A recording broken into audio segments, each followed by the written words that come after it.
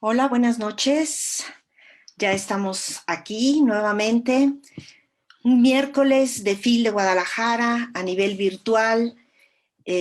Miércoles donde ya todo el mundo estamos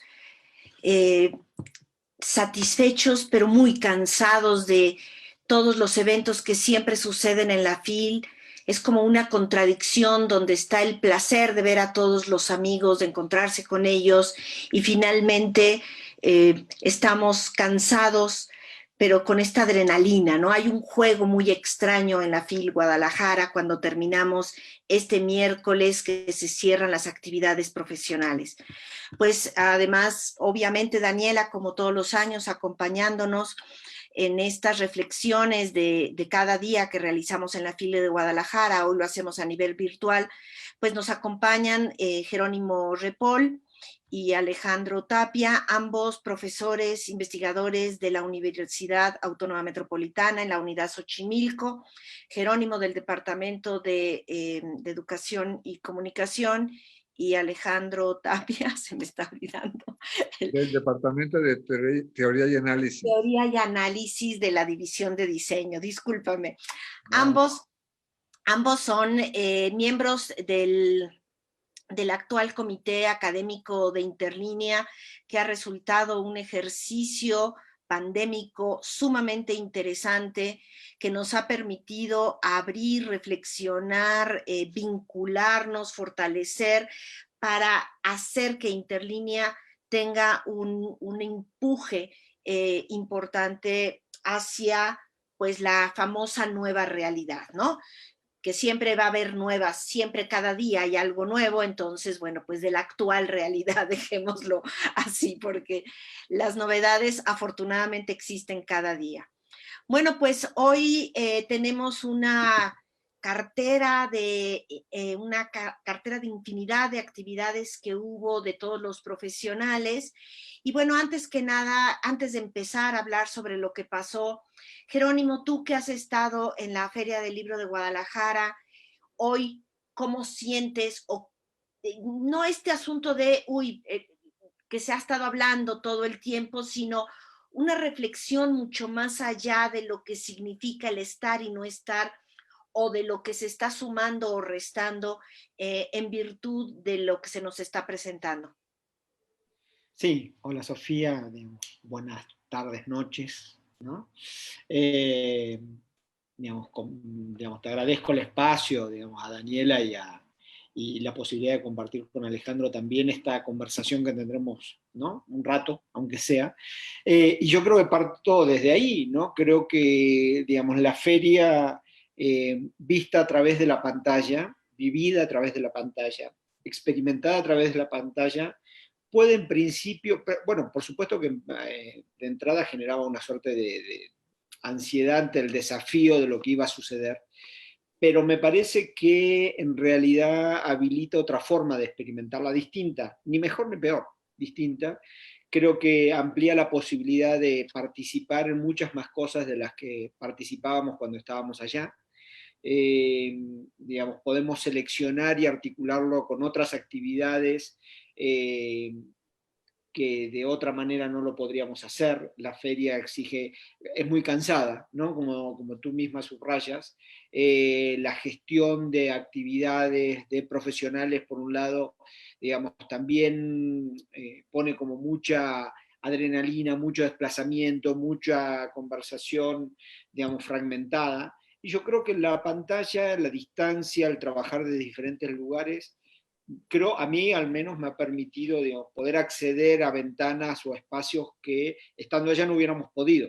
Hubiera estado más preocupado de, dónde estaban nuestros libros, si se están moviendo o no, de las presentaciones que organizamos habitualmente. En paralelo, nosotros desarrollamos con Dintable un proyecto editorial junto con Canal 44 de la UDG, que se articula en un evento televisivo que es TV Morfosis. Eso nos mete en una dinámica heavy metal en paralelo, subiendo, corriendo entre escaleras, ¿no?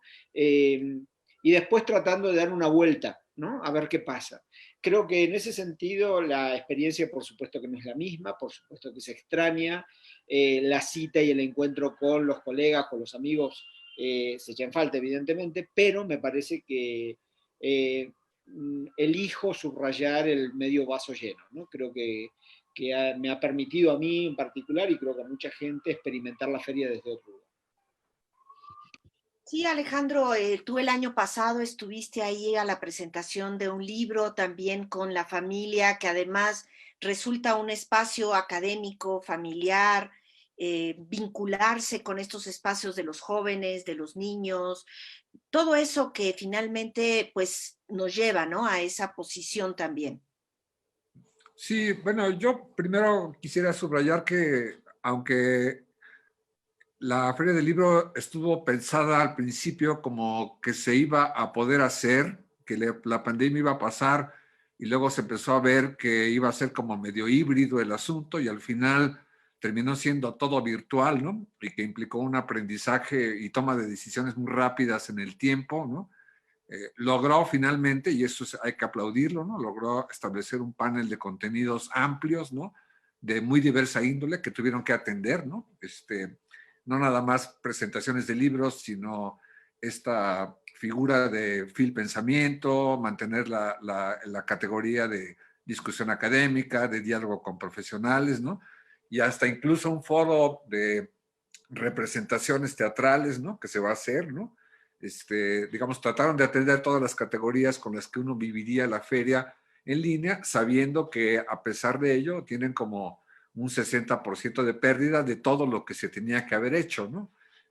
A mí me pareció muy interesante conocer exactamente esas cifras, ¿no? Que daban los que organizan la feria, porque habla de, pues, el enorme esfuerzo que se tuvo que realizar para, de todas formas, llevarla a cabo y que tenga contenidos que sean nutritivos, ¿no? Obviamente con imperfecciones de todo tipo, ¿no?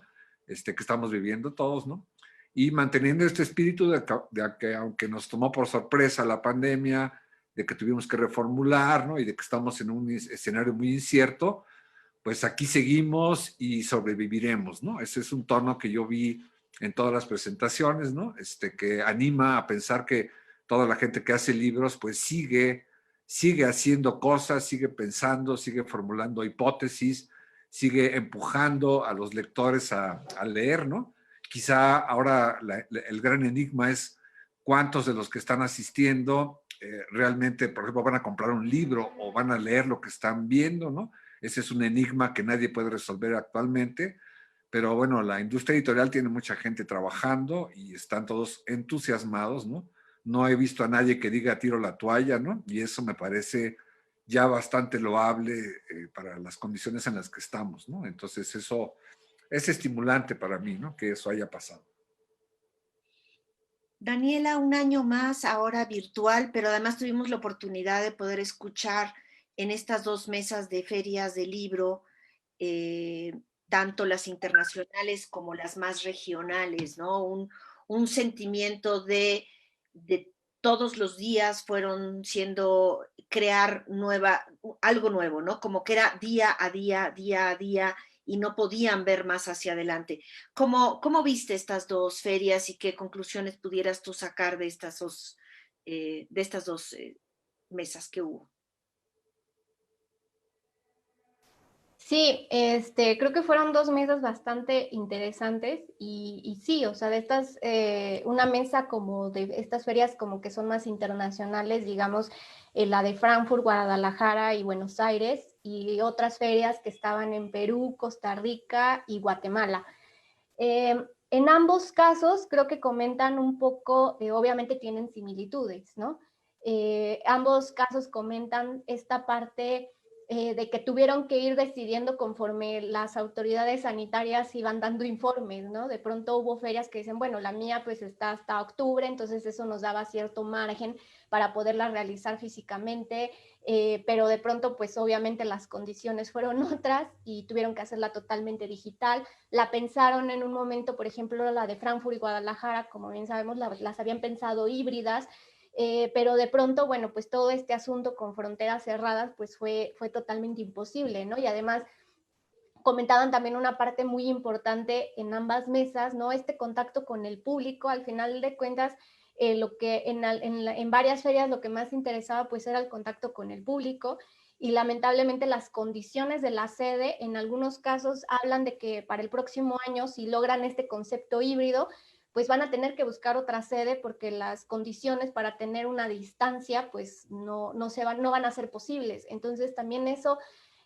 como justo como mencionaba Alejandro, ver toda esta estructura que se tiene que llevar a cabo y toda la toma de decisiones, pues me parece que son las cosas que no se ven, ¿no? Uno ve la feria y ya parece que ya está, y como que parece, hasta da la impresión de sencilla, pero no, realmente no. Creo que la toma de decisiones llevó a toma de decisiones, creo que duras, ¿no? Porque como decía en la de Guadalajara, pues obviamente todo el personal que trabaja dentro de la feria, que apoya dentro de la feria, pues se quedó sin ese empleo, ¿no? Entonces también esta pérdida de empleos respecto a las ferias, esta circulación de los libros respecto a las ferias, toda la industria además que trabaja alrededor de una feria, hoteleros, gastronomía, bueno, la visita a los lugares turísticos, ¿no? Toda esta parte, toda esta pérdida, pues es una pérdida también para el país en general, o la región, ¿no? Propiamente de donde se desarrolla la feria.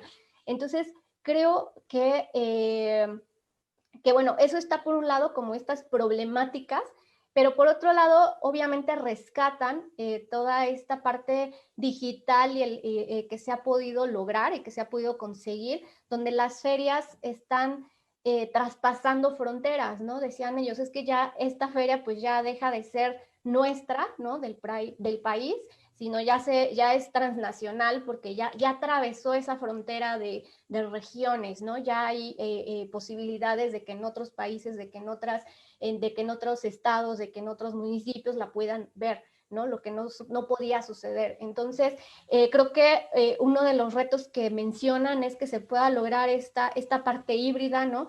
Y justo como y el miedo de que vuelva a ser totalmente digital porque las condiciones puedan estar hacia ese lado, inclinadas más hacia ese lado. Entonces yo creo que hay retos, y como ayer comentaba Vianey, ¿no? Creo que la industria editorial se está acostumbrando a vivir en incertidumbre, ¿no? Entonces creo que hay una gran incertidumbre. O sea, les preguntan, ¿no? ¿Cómo ven, ¿no? Una proyección hacia el 2021, pero pues realmente creo que nadie sabe las respuestas, porque este año nos ha enseñado que las cosas cambian de un día para otro de una manera totalmente distinta, ¿no? Uh-huh. Pues sí, y bueno, obviamente el día de hoy vimos, ¿no? Por las pantallas circular a los libreros, los bibliotecarios, además de la gente de ferias, editores, en fin, fue un día también lleno de muchas actividades. Y vayámonos a este espacio de los libreros, ¿no? De estos libreros, editores, esta parte, ¿no? Que tiene que ver con la ubicación de este editor en esta nueva realidad, en este nuevo formato, ¿no? Y que encontraron hubo una mesa ahí muy interesante, Jerónimo, sobre qué hacer, ¿no? ¿Por qué hacer libros, ¿no? Que es una pregunta muy importante, ¿no? Que está ahí presente, y creo que eso nos motiva a un análisis y una discusión de los otros actores dentro de este ecosistema. Algunos todavía le siguen llamando cadena de libro, unos los ven desde la perspectiva del contenido, otros digamos, del marketing, los bibliotecarios, del sistema informativo, en fin, como que hay una serie de conceptos que los rodean. Sí, mira, bueno, a mí fue un espacio que particularmente me gustó del día. Claro, parte digamos, cuando uno lo lee en el programa de la FIL y decís, bueno, la pregunta disparadora es ¿por qué hacer libros? Claro, eso ya implica, digamos, un interrogante. O va a ser un lugar común y, digamos, no nos vamos a encontrar con nada significativo, o puede suceder lo que sucedió. Y yo, digamos, bueno, antes de entrar en el vivo, les comentaba o hablábamos, cruzábamos ideas de lo que habíamos visto. Y de entrada me parecía que era importante subrayar que fue una mesa, un espacio de conversación entre 3 editoras, y que por tanto, digamos, con perspectiva de género me parecía muy significativo. Pero no solamente se quedó en lo políticamente correcto. Creo que, digamos, lo interesante de estas 3 editoras, Leonora Arellamen de Eterna Cadencia, Valeria Vergali de Minúscula y Silvia Cecé de Anagrama, realmente fueron, digamos, y exploraron la condición de editoras. Y la condición de editoras en este entorno, como tú dices, desafiante, digamos, ¿por qué seguir haciendo libros? ¿No? Y en ese sentido yo te comentaba, y quiero compartirlo ahora con todos, me parece que lo más significativo de lo que plantearon, dijeron muchas cosas y yo animo a la gente, digamos, con esta lógica asincrónica que permite la FIL digital, que puedan consultar ese espacio. Está en nuestro espacio de interlínea, digamos, agendado, se puede ir, se puede recorrer a ese espacio en YouTube, que subrayaron la dimensión política del trabajo editorial. Frente a la suerte de tentación, tensión que la pandemia, crisis sobre la industria editorial pone como prioridad. Y en ningún momento las editoras lo plantearon. Por supuesto que, como dice Daniela, el mundo editorial está acostumbrado a vivir en crisis, ¿no? Más en estos terrenos latinoamericanos. Es decir, donde es imposible planificar, donde la incertidumbre forma parte de la vida cotidiana, por supuesto que no solo de los editores, de todos los ciudadanos de América Latina, en todos los órdenes, pero en particular subrayaron entonces esta otra dimensión, ¿no? Del por qué editar, digamos, siendo que si uno quisiera hacer negocio, editaría autoayuda, ¿no? Bueno, justamente fueron contra las tendencias, fueron contra el dictamen de la actualidad, de que lo nuevo es lo mejor, fueron contra las lógicas comerciales que imperan en la industria del libro y se concentraron en el por qué editar, ¿no? Y a mí me parece que un poco la síntesis o los 2 tweets que soltaron ahí, que sintetizan esto, tiene que ver primero con editar implica intervenir sobre la conversación en el espacio público. Y eso me parece que a veces no lo tenemos más pensado en otros sectores, en el sector de la comunicación masiva, posmasiva, redes, y el libro interviene desde otro lugar, con otra densidad, con otra profundidad, estableciendo conexiones que son más lentas, que implican mayor reflexión, que implican más tiempo, ¿no? Pero es un tiempo, digamos, que sienta otras bases. Y la otra dimensión, en el orden de lo político, me parece que pasaba por la reflexión del editor en términos de lo que hace, ¿no? Estas tentaciones también de reaccionar frente a las posibilidades que se nos van presentando, a veces poco deseables, políticamente incorrectas, y a veces uno pasa por ahí porque tiene que garantizar la sustentabilidad de la editorial, pero que en realidad entra en tensión con lo que decía Valeria Vergali, sobre todo, de articular un punto de vista desde la editorial, ¿no? Es decir, uno puede elegir, digamos, y ella decía, ¿no? A veces me llegan propuestas muy interesantes, pero se salen del marco de mi punto de vista. Y tengo que decidir, digamos, sobre qué contener en el marco de la editorial, en este caso de Minúscula. Y me pareció importante porque, digamos, sitúan las decisiones editoriales en el centro. Y esas decisiones editoriales no pasan por lo mercantil. No lo descartan, por supuesto, ¿no? No es que lo marginan. Por supuesto que es importante la viabilidad de del editorial para seguir haciendo libros. Pero lo importante, y lo decía Vergali, es hacer libros y los libros que nosotros queremos hacer y no, digamos, generar un negocio con la editorial.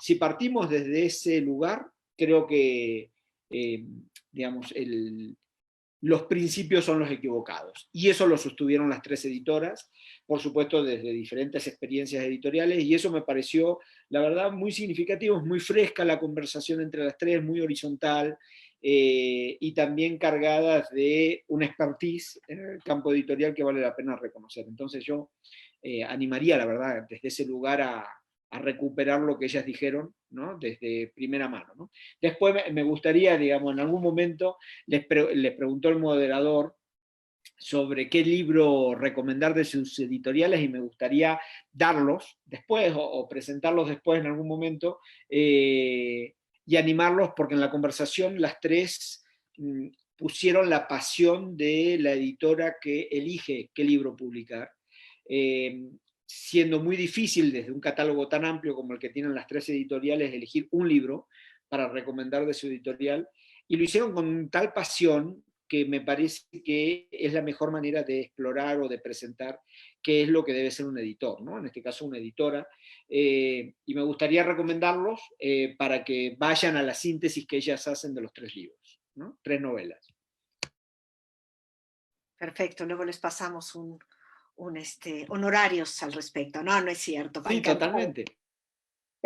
Oye, bueno, aquí Alejandro, a mí me parece que tú como editor, que también estás en búsqueda de las cosas que te apasionan, cuando escuchaste esta mesa, cuando las escuchaste, ¿qué fuiste, no? Digamos, metiendo en esta parte del ser editor y al mismo tiempo, pues que eres profesor de la maestría en diseño y producción editorial de la UAM, y supongo que estos parámetros siempre están jugando, uno está escuchando desde otros lugares. Cuéntanos cómo escuchaste, cómo viste, qué analizas de esta mesa.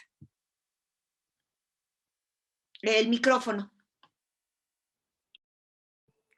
Coincido con lo que dice Jerónimo, porque la figura del editor aquí reivindicada como alguien que selecciona contenidos yo lo vivo como alguien, una editorial es como un lente para mirar al mundo, ¿no? No nada más es una productora de páginas, sino genera desde una frontera específica una manera de mirar al mundo, ¿no? Y por eso tiene que haber congruencia con lo que publicas, ¿no? Y eso solamente se consigue cuando tú logras identificar en el debate público cuáles son los temas o los conceptos que hace falta poner en discusión, ¿no? Y es lo que te anima a ser editor, ¿no? Es decir, tener esa óptica desarrollada porque sabes que eso es una columna vertebral de la actividad en la que tú te dedicas, ¿no? Y eso toma mucho tiempo construirlo, ¿no? Yo me identifico con las tres también por eso, porque a diferencia de los altos funcionarios que hablan desde otra frontera, por ejemplo, desde las cifras, ¿no? Que eso también es muy válido para los que hacen gestión de ferias del libro, por ejemplo, pensar en la mercadotecnia, en cuánto se vendió, en cuánto perdimos, etcétera. Sigue siendo vital esta unión entre los escritores, ¿no? Que son los que buscan los contenidos más específicos, y la unión con su editor, que es capaz de darle forma y proyectarlos en un campo específico para que enriquecer a los lectores, ¿no? Es gracias a ese vínculo que logramos tener a lo largo del tiempo materiales que leemos que son de alto relieve, ¿no? Y que coincido también, no es algo que se elabore cada año nada más, sino hay veces que hay libros que toma 10 años hacer, ¿no? Por ejemplo, ¿no? Porque la investigación que implica el recabar la información, en ponerle a escribir de buena forma, ¿no? Y luego ilustrarla adecuadamente, bueno, hay procesos que toman mucho tiempo, y a veces, bueno, asistimos a la presentación de un libro como si eso hubiera sido hecho en los últimos 3 meses, ¿no? Cuando en realidad tomó mucho más tiempo, ¿no? Entonces, el valor del editor ahí, como alguien que busca contenidos, es fundamental, y por eso coincido con esa óptica, ¿no? De lo que le da el valor al editor, ¿no? Ahora, hay la otra parte que relaciona con lo que habíamos hecho en la anterior pregunta, es que al final de cuentas también los que venden los libros, ¿no? Los que hacen ferias, ¿no? Los que, en fin, disponen unos anaqueles para que esos libros se distribuyan, etcétera, o los que los ponen en las redes sociales, ¿no? Implica otro tipo de funcionarios trabajando, ¿no? De gente especializada, ¿no? Hay el problema de quién pone esos libros en línea, por ejemplo, para que puedan no nada más verse la portada, sino pueda entenderse algo del contenido que ellos tienen, eso también es vital, ¿no? Y esa parte también está sufriendo terriblemente porque requiere financiamiento, ¿no? Y hay que decir que sí preocupa saber que, aunque la Feria del Libro haya logrado poner eso de relieve e invitar a todas estas personas que son como claves en la industria editorial, la Feria del Libro está en números rojos actualmente, ¿no? Y eso es preocupante porque buena parte de los esfuerzos que hacen los editores también depende de ese contacto que tengan con su público a través de esas plataformas, ¿no? Que ahora implican no nada más a los que hacen stands, ¿no? O los que hacen impresión, sino implica a los que saben tecnología para poner eso en pantalla, ¿no? Y para que nosotros podamos desde aquí hasta Colombia o Perú o España ver esas conferencias en vivo, ¿no? Que es lo que nos estamos ofreciendo. Entonces, hay un vínculo entre los diversos sectores que tienen que ver con el libro, pero el papel de los escritores y los editores sigue siendo fundamental porque construyen esta lente para ver el mundo, que es lo que a última instancia nosotros buscamos en un libro, ¿no? Es decir, vale la pena leer un libro porque ese te ofrece esa óptica que ningún otro material te ofrece, ¿no? Y eso enriquece tu perspectiva para comprender las cosas, para pensar al mundo y a veces para darte cuenta de problemas de los que no tenías noticia, ¿no? Que es lo que es más relevante en la confrontación editorial, ¿no? Creo que los que trabajamos como editores tratamos de que ese descubrimiento se dé en cada edición, ¿no? En cada palabra, en cada párrafo, y por eso se hace todo el esfuerzo por llevar a cabo eso a término cuando el libro está publicado, ¿no? Eso es un trabajo que es muy loable, yo creo, en todos los escenarios, y me da gusto que haya gente en Perú, en Guatemala, en Colombia, en Buenos Aires, en Brasil, en España, trabajando esmeradamente en eso, ¿no? Que es donde uno se reconoce.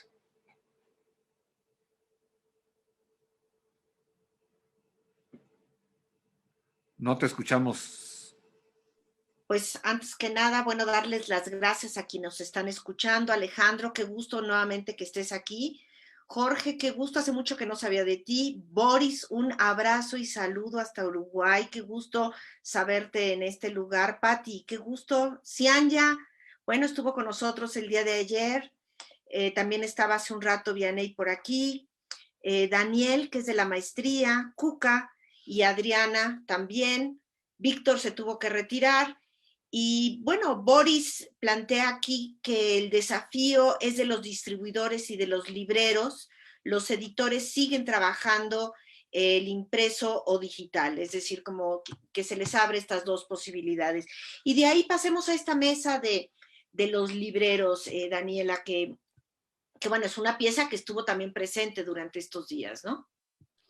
Sí, justo, bueno, leía el comentario de Boris y me parece como muy clave como con esta mesa porque efectivamente los libreros, sobre todo en esta mesa eran libreros, digamos, que trabajan con materiales independientes, entonces de algún modo son librerías independientes y son conceptos de librerías que no solamente son para la venta, sino son lugares de convivencia, lugares de encuentro, lugares con actividades culturales. Entonces ellos le llaman, creo que los tres le llamaban librerías vivas. Entonces creo que ellos en especial creo que tienen un gran reto, ¿no? Efectivamente, porque sus librerías están pensadas para ser físicas, para tener público, para que el público asista, para que el público se siente en las mesas, para que el público tome los libros. Decían que, bueno, que sí han abierto con las restricciones y demás, pero que han abierto,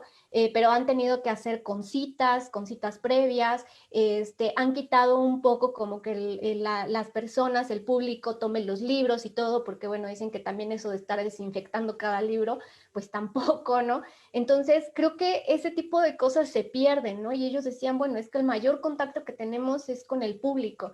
Entonces, en todo esto creo que tienen retos para precisamente transformar el contacto que van a tener, ¿no?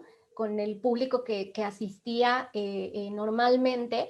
Ellos plantean que, bueno, que hay, que los que ahorita tienen de los que el público que compra por internet no es el mismo que asistía a la librería, ¿no? Entonces, es cómo le hacen con este público que asistía a la librería, cómo lo atienden, ¿no? Entonces, yo creo que sí, efectivamente, no es una respuesta, me parece como de tienen que vender en línea, porque decía una de las libreras que está aquí en México, Traspatio, eh, ella decía, pues es que, o sea, yo también tengo que ser muy congruente con lo que quiero, con lo que estoy buscando, y en ese sentido, pues ella dice, bueno, yo he ido un poco lento, ¿no? Con la página web, con esta entrada al comercio electrónico, estoy investigando y todo, porque obviamente hay un concepto que tienen que cuidar y también que son ideales, ¿no? O sea, creo que hay conceptos que se tienen que construir y no es me parece que no es digamos, un atrevimiento como ya meterse todo este comercio electrónico, porque dicen, bueno, es que realmente no es nada, no queremos que este comercio electrónico se convierta en meter en el carrito, ¿no? Que el público lo convirtamos en carritos, ¿no? Sino efectivamente cómo hacer que este contacto con el público que se tenía en una librería física pueda ser, se pueda impulsar con las redes sociales, ¿no? Entonces han tenido que crear nuevos contenidos que de las actividades, de la oferta de actividades culturales que tenían, pues han podido hacerlas a través de redes sociales y captar nuevos públicos, llegar a nuevos públicos que no conocían la librería. Yo creo que hay un gran reto ahí, sobre todo por esto que decía al principio, porque hay librerías que son pensadas para tener ese contacto humano, ese encuentro. Entonces, yo creo que ahí hay grandes retos, ¿no? Uh-huh. Y bueno, pues ya llegó Camilo Ayala y también nos está viendo. Y Román Esqueda dice, yo compro en librerías y en línea. Entonces ahí, Jerónimo, yo te diría, nos vamos a esta parte, ¿no? Donde, pues más bien se está abriendo el abanico, se están abriendo las posibilidades y no es tanto que se estén limitando, estamos aprendiendo a comprar de una forma u otra, las experiencias son distintas.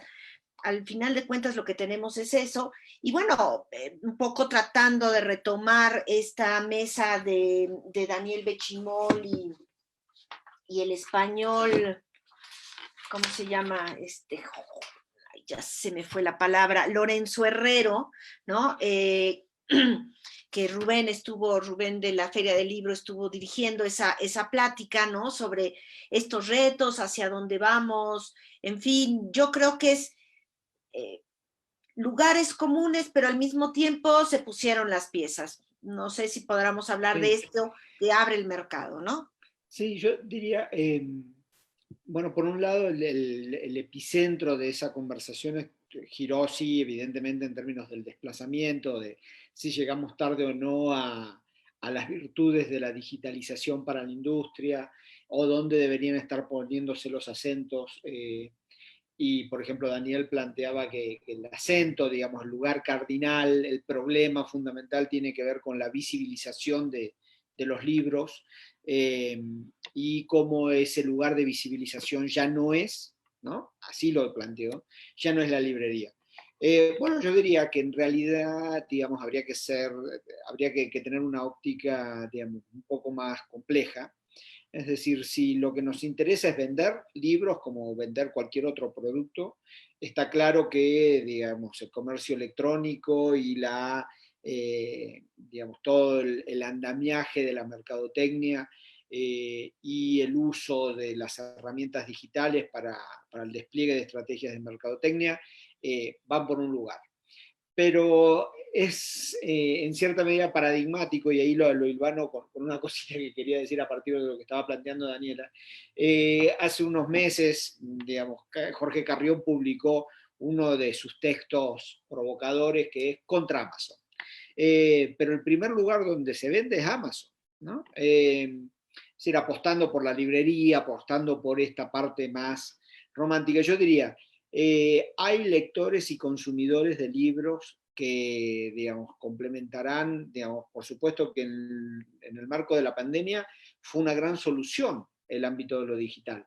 Pero cuando me permitan entrar libremente a una librería a tocar los libros, yo volveré a tocar los libros. Es decir, para mí la librería sigue siendo un espacio importante. Ahora, hay otros lectores para los cuales la librería no es significativa, y también lo tenemos que asumir. Es decir, no es este lugar en el cual uno encuentra una experiencia de orden antropológico, ¿no? Donde hay un proceso de sentido, el ir a la biblioteca y descubrir, el ir a la librería y descubrir. Creo que para muchos otros, y hay que asumir las claves generacionales, el entorno digital también es un espacio para descubrir textos, libros, y acceder a ellos y comprarlos. Entonces, no es un problema de si la librería va a sobrevivir o no. Creo que tiene que ver con, digamos, bueno, qué pasa en ese espacio de la librería, y en todo caso, si la asumimos como un espacio de venta de libros, en realidad tiene todo el horizonte nítidamente demarcado para que se extinga, ¿no? Pero si lo concebimos como algo más que un lugar donde se venden libros, me parece que tienen muchas posibilidades, no solo de sobrevivir, sino de seguir construyendo procesos de sentido donde quien es lector y está acostumbrado a relacionarse con los libros puede encontrar otro tipo de experiencias, ¿no? Ahí me parece que es donde podríamos focalizarlo, más allá de, como decía Alejandro, de los grandes números, las tendencias, que está bien, hay que considerarlas, y no son nada despreciables, pero me parece que la discusión no debería agotarse ahí. Creo que la discusión está en torno a, no es libreros sí, libreros no, Amazon o contra Amazon. Me parece que Amazon es una gran respuesta, como otras plataformas de distribución digital o de ventas digitales, y hay que aprovecharla, pero por supuesto que no se agote ahí y no es la amenaza a la librería, digamos. Eso ya lo, creo que tenemos bastantes años del libro en digital como para, y de la venta electrónica, de libros, como para estar asustados de que las librerías se van a extinguir, ¿no? De que están sufriendo un buen golpazo, por supuesto, pero justo hay que entender cuál es el valor de una librería de barrio, a diferencia de, ¿no?, las grandes librerías, las grandes cadenas o los libros que se venden en el supermercado o aquellos que vamos a encontrar en internet en diferentes plataformas. Yo creo que aquí lo que está en juego es la amplitud del mercado en favor de construir lectores. Y creo que por ahí va ese punto que recuerdo que parte de la discusión con Bechimol también, bueno, en esa mesa, se dio en torno a que lo importante no es si el gobierno da o no apoyo o qué es lo que se debe de dar hacia la industria editorial, cosa que, bueno, más bien debería de estar invirtiendo en cultura. ¿Y eso qué significa? La construcción de lectores. Creo que eso me pareció que era parte de estos aciertos, ¿no? De recordar que la inversión está en el lector. Una vez que vayas construyendo desde desde el ámbito de la educación, y los foros que hubo sobre cuestiones educativas también iban vinculadas a este asunto de vamos a buscar que desde la educación, desde la cultura se construyan lectores, y si tienes lectores, el mercado empezará a fluir, ¿no? Y Sí. también habrá que ver qué hacer con la capacidad de expresión y este asunto de construcciones autorales. Y también no solamente tener muchos libros, sino buenos libros, que también es otra de las cosas que también estuvieron en juego. Muchos libros y qué onda con esta calidad.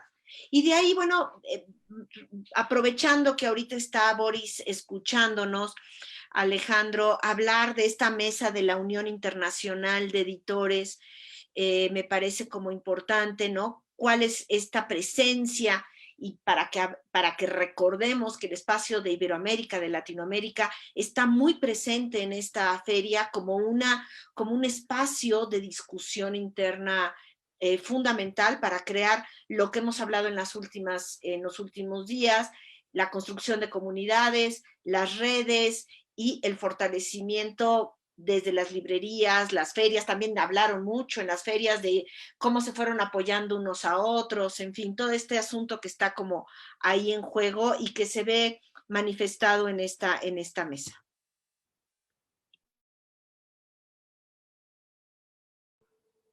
Sí, bueno, llama la atención que exista una trayectoria bastante amplia por lo que se vio en esa mesa de asociaciones, tanto en Iberoamérica y luego después una asociación internacional de editores, ¿no? Que ha tenido que plantearse como el escenario de defender a los editores en el mundo, ¿no? Y de entender sus problemáticas locales por cada región, ¿no? Hay problemas muy específicos del mundo árabe o problemas muy específicos del Medio Oriente o del Oriente, ¿no? O de América Latina, ¿no? Y en esa mesa se habló claramente, los que estaban ahí hablando eran, todos representaban de alguna forma al mundo iberoamericano, de que y latinoamericano, en el que se ve especialmente claro que nosotros como región en Latinoamérica, pero ahora también en Estados Unidos, ¿no? Afrontamos una serie de condiciones económicas, políticas, que son desfavorables para el crecimiento de los lectores, ¿no? O para el crecimiento de las editoriales como ejercicios sanos de la libertad de expresión, ¿no? Entonces sí se hablaba, por ejemplo, de que uno de los temas que se ha tenido que tratar desde hace muchos años, por ahí se hablaba de que desde el año de los 90, ¿no? Se había tenido que tratar el tema tanto en Brasil como en Argentina, ¿no? Y se mencionaba que ahora también en México, de la censura, ¿no? O sea, de la censura no nada más aplicada como violencia contra un libro, sino como desánimo de que ciertos libros se publiquen o de que ciertos contenidos salgan, ¿no? Y eso ha tenido que confrontarse, digamos, de forma local, ¿no? Sin muchos frutos, cuando se hace solo localmente, y por eso el respaldo de estos organismos internacionales se vuelve importante, ¿no? Por ahí se hablaba de esta Asociación Internacional de Editores como la ONU de los editores, porque es a la instancia a la que tú recurres para que tus gobiernos te hagan caso respecto a, por ejemplo, por qué tienes que dar libertad de que ciertos contenidos se publiquen, ¿no? Eso enlaza también con el tema de de aquella ponencia del pensamiento crítico donde se hablaba de la furia informativa, ¿no? Ese es un concepto que me quedó en la cabeza este día, porque en efecto hay una furia informativa, ¿no? Si tenemos, por ejemplo, al Facebook, ¿no? Como un lugar donde se publican informaciones de todo tipo, muy inmediatas, donde todo el mundo puede entrar, donde fake news proliferan o donde cualquier información falsa de pronto tiene una gran validez, ¿no? Y los libros, ¿no? Son aquel mecanismo de defensa que tenemos contra esa furia informativa, ¿no? Pero la furia informativa también afecta a los propios libros, es decir, también hay libros, eso se mencionaba ahí, que desinforman, ¿no? Es decir, que están hechos, que están en la feria, que tienen presentaciones, que a lo mejor tienen muchos fans, ¿no? Pero que están desinformando porque tienen, digamos, formas de pensamiento que están difundiendo que se basan en datos falsos, por ejemplo, ¿no? O en presunciones ideológicas que no tendrían que ser, ¿no? Pensemos que puede haber gente que está defendiendo el racismo a través de libros, por ejemplo, ¿no? Y también están en las ferias, ¿no? Entonces, la capacidad de encontrar cómo depurar, ¿no? La calidad de los contenidos que producimos, ¿no? Que es lo que los editores tienen que hacer, ¿no?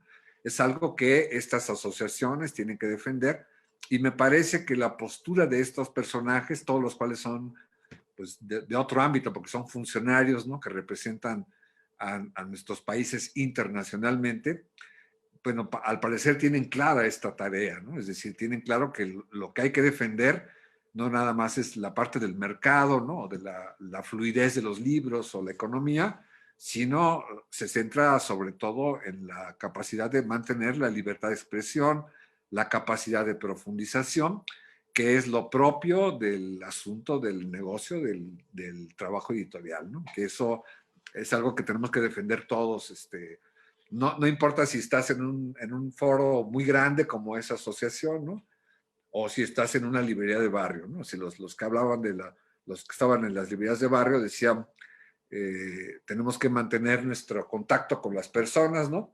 Y de repente descubrimos con la pandemia que ya no somos de barrio, ¿no? Porque si ahora tengo que manifestar todo a través del internet, pues ya no es el barrio, ¿no? Ahora, por ejemplo, la feria que hacíamos en una plaza en Perú, pues ya se puede volver nacional porque ya todo está en internet, ¿no? Eso es una gran apertura que estas asociaciones están viendo, ¿no? Pero también existe la pregunta de la incertidumbre de ok, ya se puede ver a nivel nacional, perdón, o a nivel internacional, por ejemplo, todas las presentaciones del libro, lo que no tenemos certeza es si los usuarios están entrando o no. Por ejemplo, ¿no? ¿Cómo medir eso? ¿No? O si basta un like para saber tal cosa, ¿no? Entonces yo creo que lo que hay que cuidar más, ¿no? Y que es lo que en estas mesas se discute profundamente, es la calidad de los contenidos y la calidad de la investigación que los respalda, ¿no? Y la capacidad de los editores de ponerlo en papel o en la pantalla, eso no importa, ¿no? O sea, puede ser digital o impreso, ¿no? Y ahí coincido con lo que dice Román de que pues yo compro libros en las librerías y en línea, eso no importa. Lo que vamos a seguir apreciando es la calidad de los contenidos, sea en un formato o en otro, ¿no? Ahora, si entra el otro tema de cómo sustituir a las librerías, es decir, si las librerías ya van a tener que estar cerradas y los usuarios gozamos de esta tridimensionalidad del libro, que es algo que ojeamos o que podemos ver el reverso o platicar con alguien que está al lado, bueno, algunos libreros decían, ya tenemos que estar sondeando cómo llevar a cabo la difusión de nuestros materiales en tercera dimensión, es decir, usando incluso realidad virtual, etcétera, para que la gente pueda vivir en la pantalla eso que ahorita nos tiene muy aburridos porque solamente vemos caras en la pantalla y tendríamos que buscar la tridimensionalidad, ¿no? Que esa es una de las vertientes que se puede trabajar, pero que resulta excesivamente cara, costosa para los navegadores, ¿no? Y que parece no ser posible y ha tenido que ser abandonada como posibilidad para por ejemplo, para estas librerías de barrio, ¿no? O para incluso librerías como la Carlos Fuentes, que pues es un recinto hecho como maravilloso para no ser solamente un lugar donde se venden libros, sino una experiencia muy grande, pero que ahora está cerrada, ¿no? Ese es el desafío, ¿no? Pero creo que de cualquier manera los lectores que buscan contenidos de calidad van a seguir defendiendo su derecho de encontrar esos contenidos en la plataforma que sea. ¿Sí? Sí, bueno, para los que no lo saben, tanto Alejandro como Jerónimo, ambos, y nosotros y nosotras también, todos venimos de la carrera de comunicación. Entonces, ahorita le voy a echar a Jerónimo esta pregunta de desde la comunicación. Desde la comunicación tenemos una gran responsabilidad para lograr equilibrar entre, pongámoslo de una manera muy burda, entre el emisor y el receptor y los canales, los soportes, ¿no? Cómo hacer este vínculo, el juego de la multimedia, de todo esto que está ahorita en juego y que, bueno, no sé si la semana pasada en el Congreso de la MIC tuvieron oportunidad de hablar un poco de este fenómeno. Si no se habló, ya me dices ahorita que no, pero creo que seguro está en la cartera, en la agenda de la Asociación Mexicana de Investigadores de la Comunicación, este tema que no es menor para la comunicación. Sí, yo lo tomaría desde ahí. Bueno, en realidad la MIC es muy diversa, digamos, sí se hablaron de un montón de cosas, eh, pero quisiera retomar esta pregunta tuya desde lo más esencial, ¿no? Cuando lo pensamos al libro desde la industria, estamos preocupados por todos los procesos, yo diría más digamos, de comercialización que entrañan una estrategia de información sobre los libros objeto, que nos llevan a un proceso de comunicación muy lineal, muy parco. Por supuesto que todo el entorno digital implicó un gran desplazamiento para los diferentes ámbitos de la edición, que implicó, digamos, pasar de la información a la comunicación, ¿no? Bueno, comunicarnos con los lectores, que eran, digamos, solamente un dato de marketing, comunicarnos en términos de descubrir actores, veíamos en la parte de la Phil Joven, ¿no?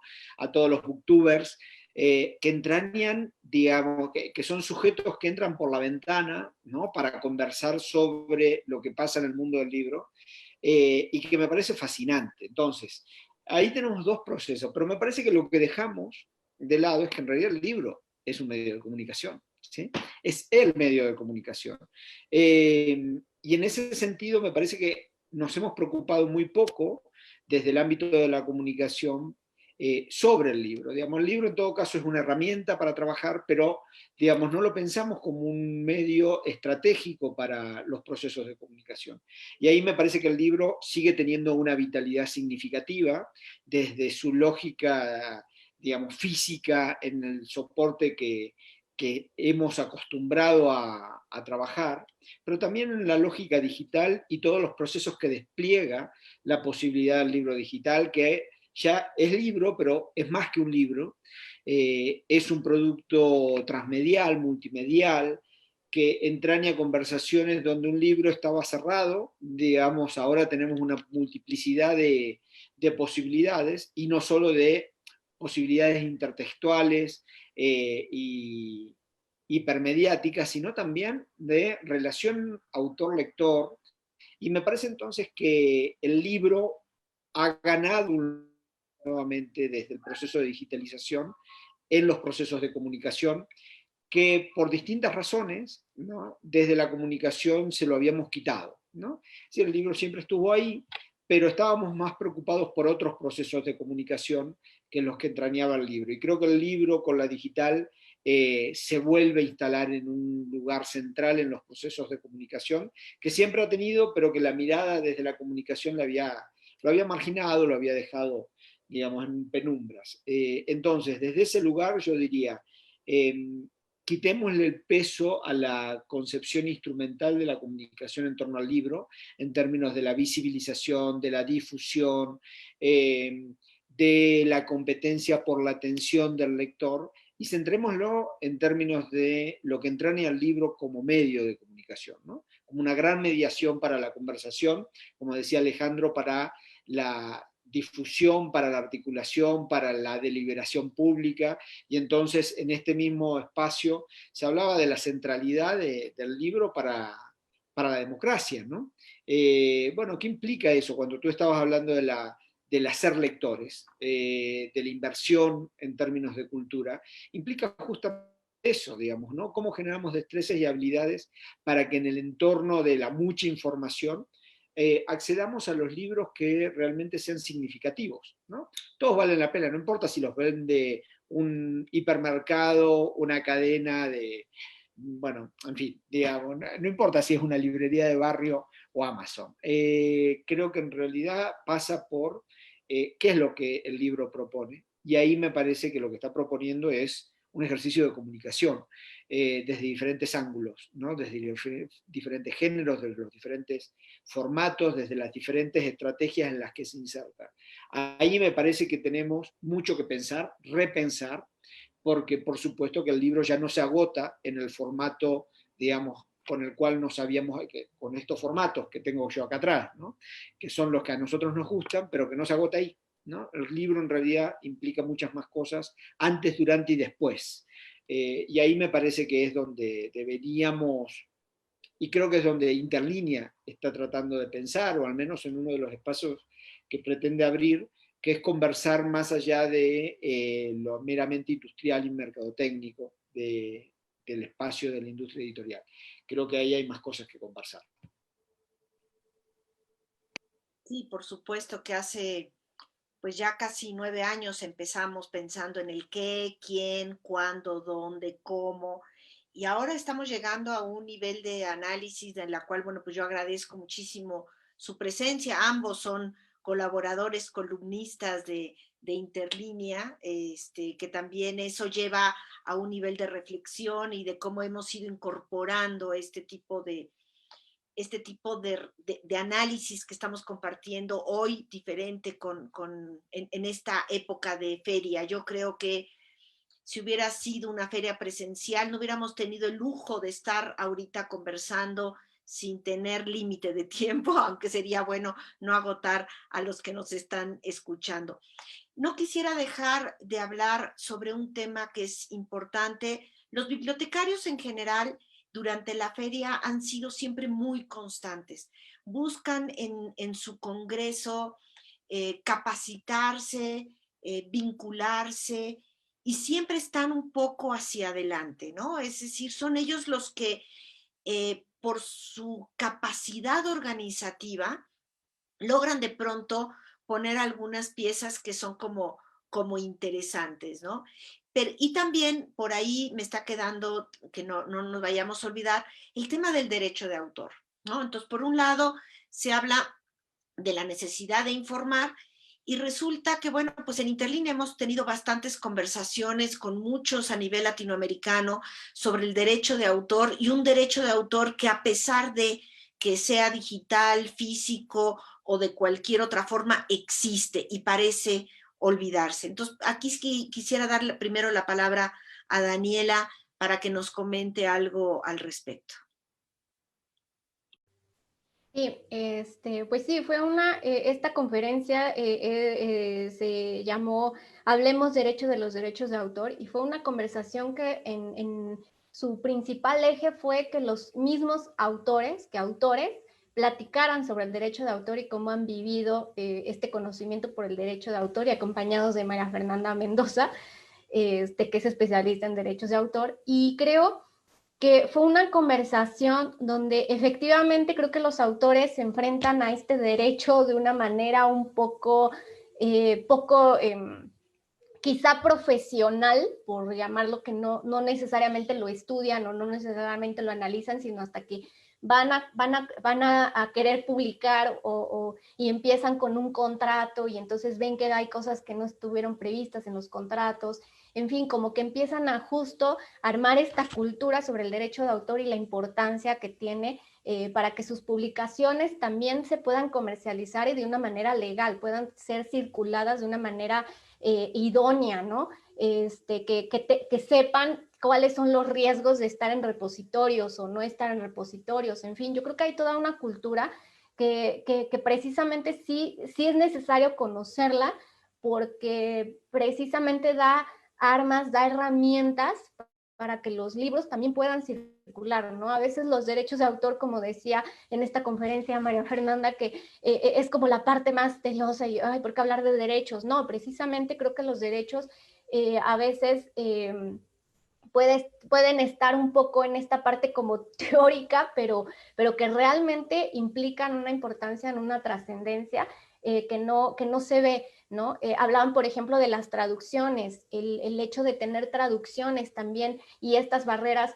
geográficas del lenguaje, y también que los mismos traductores cómo enfrentan sus propios derechos, ¿no? Entonces, creo que ahí hay algo, hay puntos clave que todavía requieren de analizarse más, que requieren todavía más profesionalización de todo mundo. Creo que la parte de derechos de autor como que es la parte que aparentemente como que todos parece que huimos o es menos escuchada. ¿No? Por ejemplo, en este coloquio creo que nada más hubo 2 conferencias sobre derecho, digamos, puedo equivocarme, ¿no? Y precisamente creo que es un área que merece discusión constante, que merece conocimiento constante, y sobre todo con este ritmo digital, pues también, ¿no? ¿Cuáles son estos límites? En Interlínea, de hecho, tenemos un programa que se llama Límites del Derecho, el derecho de autor en la edición digital, y también los límites del derecho de autor. Entonces creo que son temas que están ahí y que constantemente, y también esta parte de tener redes, ¿no? Creo que también ayer Cian ya lo mencionó, creo que las redes son importantes, y en derecho de autor hay redes precisamente que agrupan a los autores, que agrupan a los editores, y también, justo también como los bibliotecarios, creo que constantemente también se están analizando y uniendo esfuerzos para poder defender y para poder atravesar fronteras también, ¿no? Por estas barreras que existen entre lo que permite una ley aquí y lo que permite allá, ¿no? Uh-huh. Hay una necesidad de profesionalizar al autor, como que el autor de pronto se encuentra con el derecho de autor como si fuese un tope, una barrera que dice, existe, ¿no? Y existe cuando ya escribiste, cuando ya estás. Entonces, como que no hay un previo, ¿no? Una alimentación no solamente del lenguaje o de lo que quieras decir o cómo debo de hacer la bibliografía, si APA o no APA, ¿no? Sino que de pronto nos encontramos con los derechos de autor y eso es algo que sobre todo en las universidades padecemos, ¿no? Pero bueno, sin dejar a un lado el tema de los bibliotecarios, Alejandro, ¿no? Un poquito a la reflexión para ya ir cerrando, ¿no? El tema que de pronto Mario Lozano habló del pensamiento crítico, ¿no? Es decir, los días anteriores estuvieron hablando de la importancia de los repositorios, de qué función tiene el bibliotecario frente a la Agenda 2030, que resguardan, que tienen que seleccionar, que cuidar el contenido, la calidad, las necesidades, la gente que hace uso de esa biblioteca, cómo fomentar, en fin, todo eso estuvo presente en las conferencias magistrales de los bibliotecarios, pero hoy en particular cerraron con este tema de una manera muy académica. Cuéntanos al respecto. Sí, bueno, ahí lo que se hizo fue como dar un seguimiento histórico a esta noción de pensamiento crítico, citando varios autores, y me parece que los bibliotecarios en ese estudio lo que han demostrado es que pues ya rebasaron esta noción en la que estuvieron un tiempo como catalogadores de libros, ¿no? Y ahora se dan cuenta que el tema de la información es un tema político central sobre el que tienen que trabajar. Es decir, ya no nada más es catalogar la información o registrar la información, sino ahora tienen que cernir la información para que solamente aquello que sea válido, que esté bien respaldado, pueda tener un juego, ¿no? O sea, pueda darle al lector las herramientas necesarias para saber exactamente dónde buscar, ¿no? Y cada vez que uno emprende una investigación de cualquier tipo, eso lo sabemos, ¿no? Para los mismos que hacen la historia del libro, por ejemplo, ¿no? Encontrar aquella información que es relevante para saber exactamente qué es lo que hay que historiar, ¿no? Es algo de lo que dependen los investigadores, ¿no? De los que hacen los archivos, ¿no? Entonces el valor de los archivos y su preservación es muy importante porque ahí se trata de establecer cuáles son las argumentaciones válidas que se tienen que poner en juego, ¿no? Y creo que en eso los bibliotecarios han hecho un trabajo, por lo menos en esa ponencia se ve claramente muy sólido porque se han tenido que poner a estudiar qué es el pensamiento crítico, ¿no? Y lo han puesto en juego actualmente con esa reflexión eh, como una herramienta que te permite superar pues los fanatismos que existen hoy, ¿no? O las supersticiones que están tan en boga, ¿no? O las trampas publicitarias que existen, ¿no? Es decir, hay un montón, citaban como esos ejemplos, pero decían, hay un montón de núcleos de información que te desorientan profundamente, ¿sí? Una campaña política de Donald Trump, ¿no? O los memes en el Facebook, etcétera, o a veces puede ser hasta algunos libros publicados, ¿no? O lo que te dicen en una clase en la universidad puede ser totalmente desorientador, ¿no? Y entonces el valor de los que son capaces de discernir cuál es la información que mejor argumenta, que mejor respaldo tiene, que se basa en razones de mayor peso, comienza a tener una vigencia en nuestro mundo que es extraordinaria porque hay también un gran nivel de desinformación, ¿no? De fanatismos, etcétera, ¿no? Entonces, creo que el trabajo ahí de esa ponencia era tratar de mostrar eso, ¿no? Y de decir que los bibliotecarios háganos caso, ¿no? Es lo que ellos decían, ¿no? Háganos caso porque ya no estamos pensando, ya no es el cuate que hace las fichas para la biblioteca, ¿no? Ya es algo mucho más que eso, es alguien que trabaja con argumentaciones, razonamientos y con, pues, cómo combatir la existencia de muchos libros, ¿no? Que eso todos los temas que se hablo, hay una cantidad de libros tan exorbitante que es imposible no perderse en ellos, ¿no? Entonces, el que maneja esa información es el que te puede decir dónde está lo que necesitas encontrar, ¿no?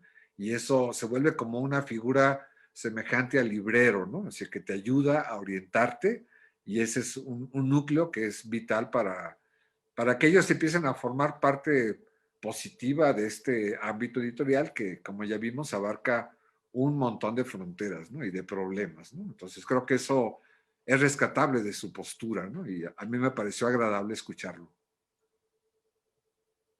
Sí, efectivamente. Bueno, yo voy a hacer algo que hubo al paralelo, está sucediendo estos días. Es el Seminario Internacional de Redes Públicas y Relaciones Editoriales. Es una red que surge desde la Biblioteca Cervantes, de la cual tuve la oportunidad de tener una ponencia ahí. Pero aquí lo interesante es que es un grupo de historiadores que está registrando, digamos, la actividad editorial de diferentes regiones y que están publicando de una manera muy precisa. Entonces, no solamente estos historiadores que están registrando, ¿no? A través de bibliotecas, de librerías, de historias de vida, etcétera.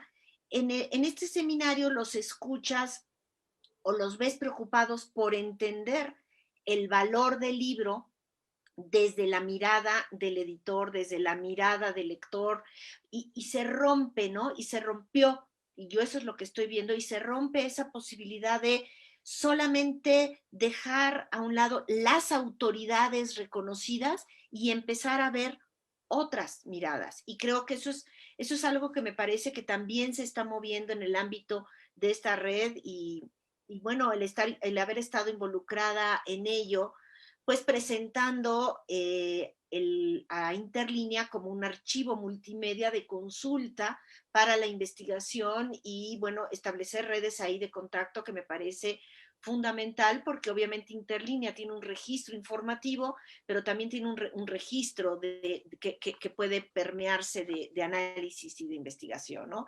Y bueno, te paso la palabra, Jerónimo, para que vayamos cerrando esta sesión. Sí, digamos, como una línea transversal a lo que hemos venido charlando, me parece que, bueno, lo que pude asistir en la jornada de hoy, creo que la clave está en el salir a buscar, ¿no? Salir a buscar que implica, digamos, la tarea de los bibliotecarios, la tarea de los libreros, la tarea del editor, aquellas cosas que vale la pena editar, aquellas cosas que vale la pena difundir, aquellas cosas que vale la pena leer. Es decir, sobre qué terreno en común vamos a compartir.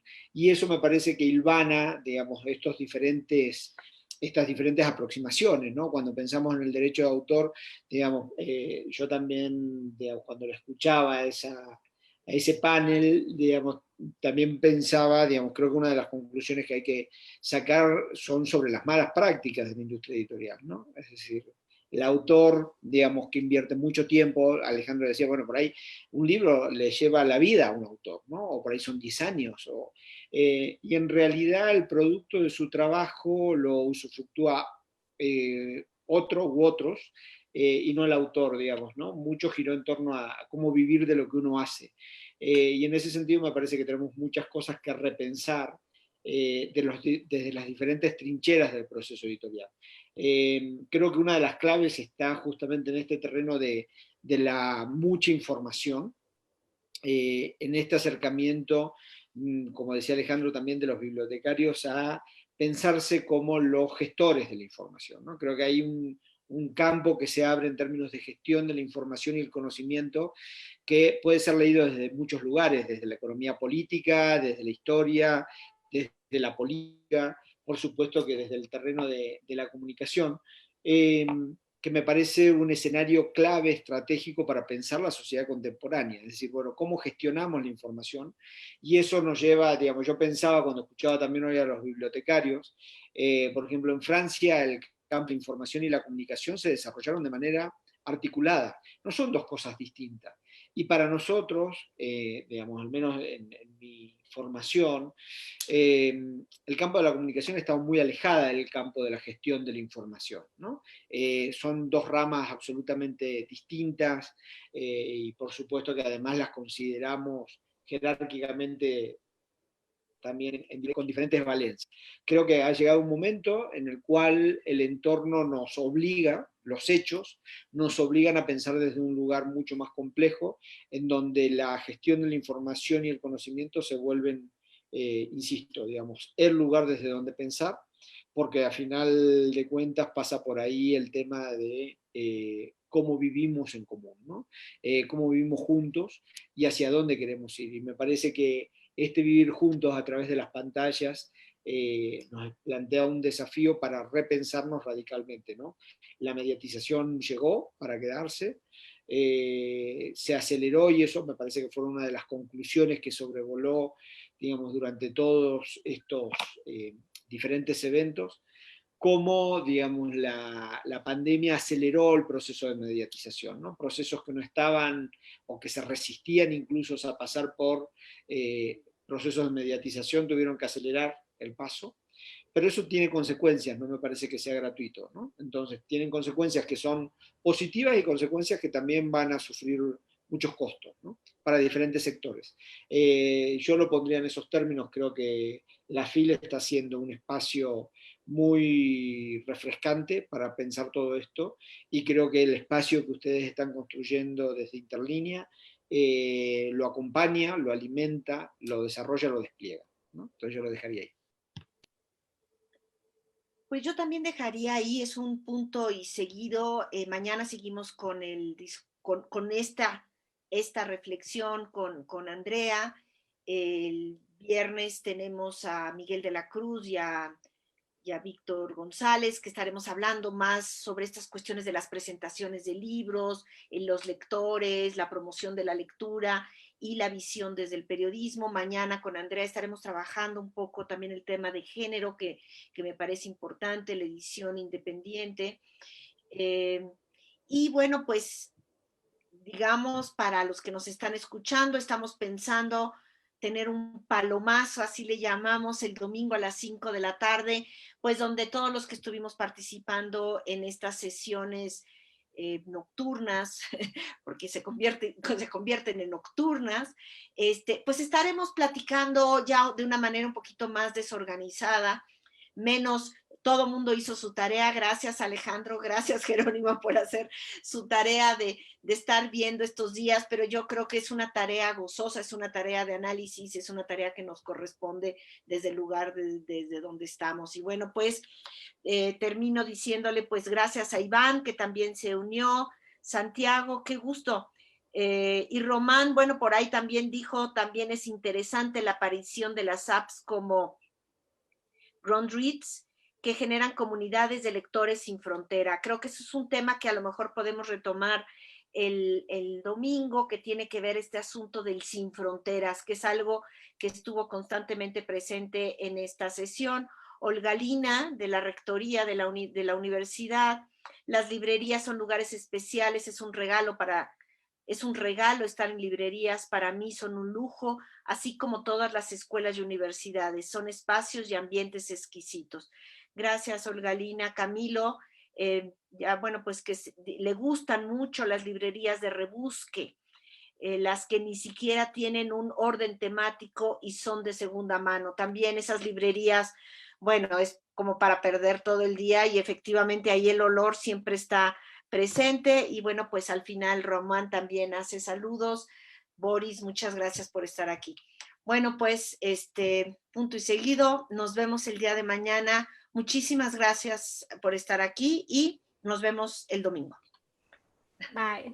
Gracias, saludos a todos. Bye, bye.